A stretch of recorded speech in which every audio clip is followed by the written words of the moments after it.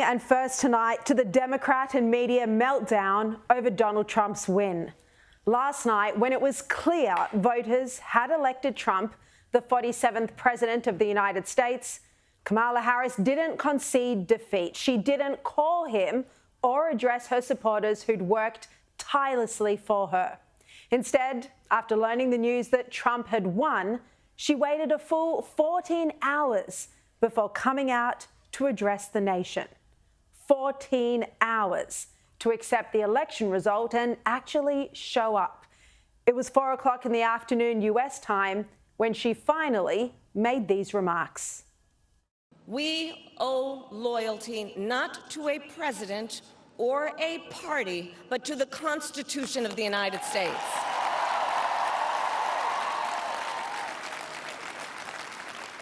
And loyalty to our conscience and to our God. My allegiance to all three is why I am here to say, while I concede this election, I do not concede the fight that fueled this campaign.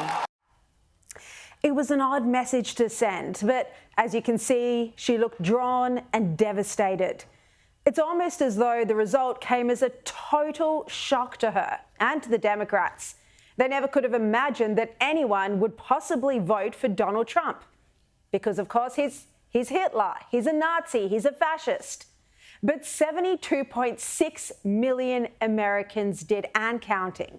That's nearly 51% of voters. So are the Democrats now saying that all of those 72.6 million people, including Black Americans, including Hispanics, are racist? Are they saying that the tens of millions of women who voted for Trump are sexist? Because that was the excuse from some in the media and some Democrats today for why Kamala didn't win.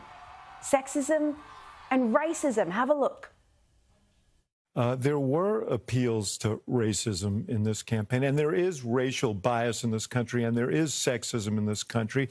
And anybody who thinks that that did not in any way impact on the outcome of this race is wrong. That message obviously was not enough to get enough white women to vote for Vice President Harris, a fellow woman. This will be the second opportunity that white women in this country have to change the way that they interact with the patriarchy. She is a person of color. She is a she, and she is in an interracial marriage. And I wonder, I have this question mark in my mind over whether all of those things combined was too much for pockets of this country. Others, meanwhile, said Kamala lost because voters no longer believed in democracy. I can't help but think that if this election seems to be, if it proves out that the millions of people who are watching Fox News, if that ends up being the case, then I can't help but wonder if the American people have given up on democracy. No. This result is the very reflection of democracy. It's democracy in action. Trump's win is not because voters have abandoned democracy. It's the precise opposite. It's because voters have embraced it. Americans didn't want to be told how to vote, how to think, what to do by the media, by politicians, and by celebrities. Remember all those pop stars who told voters they just had to support one candidate, Kamala Harris. Are we ready to change the next 8 years? Because we're going to make sure we have Kamala Harris in office for 8 years. Women supporting and celebrating the one and only Vice President Kamala Harris. And you are the ones who are going to send the message that Nevada is Harris country. But then, to top all of that, I still can't get over the most outrageous and dishonest threat that Oprah made, that there'd be no more future elections if voters chose Donald Trump. Have a look at that. If we don't show up tomorrow, it is entirely possible that we will not have the opportunity to ever cast a ballot again. You can't blame sexism or racism or abandoning democracy for Trump winning, that's all nonsense. This was voters caring about substance over identity politics, caring about policy over celebrity, caring about their future over the vibe. These are issues that millionaire pop stars can't possibly relate to. Concerns about families' financial future and giving their kids the best chance at life.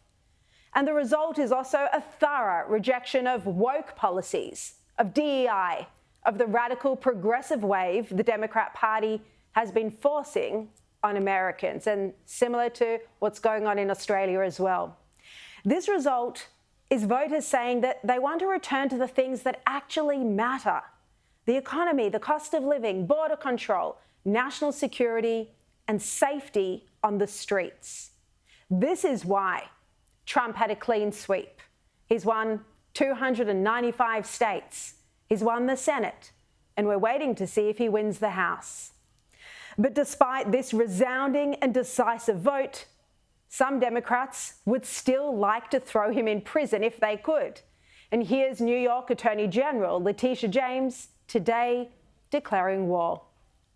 We faced this challenge before, and we used the rule of law to fight back. And we are prepared to fight back once again. Because as the Attorney General of this great state, it is my job to protect and defend the rights of New Yorkers and the rule of law. This isn't unity, this is division. It's warfare. And imagine if just 24 hours after the election, if Trump had said something like that, he'd be accused of inciting violence. Well, his son Eric today said that this politics of fear is far from inspirational. Laura, how can that inspire you? That doesn't inspire people in this country. You know what inspires people? When a man comes out against all odds, fights every day of his life to say, listen, I'm going to deliver America the greatest economy. We're going to be the best country in the world. We're going to win at everything we do. We're going to win at education. We're going to have the best military. We're going to take care of our vets. We're going to have right to try. But for most of America, or half of America, Trump's win was well received. The Dow Jones was up 1,507 points. The first time in 2 years, it jumped more than 1,000 points in a single day.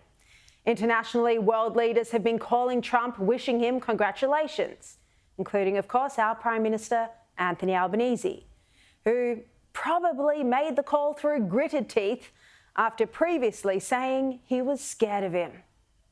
We have an alliance with the US, we've got to deal with him, but that doesn't mean that you're uncritical about it. He scares out of me.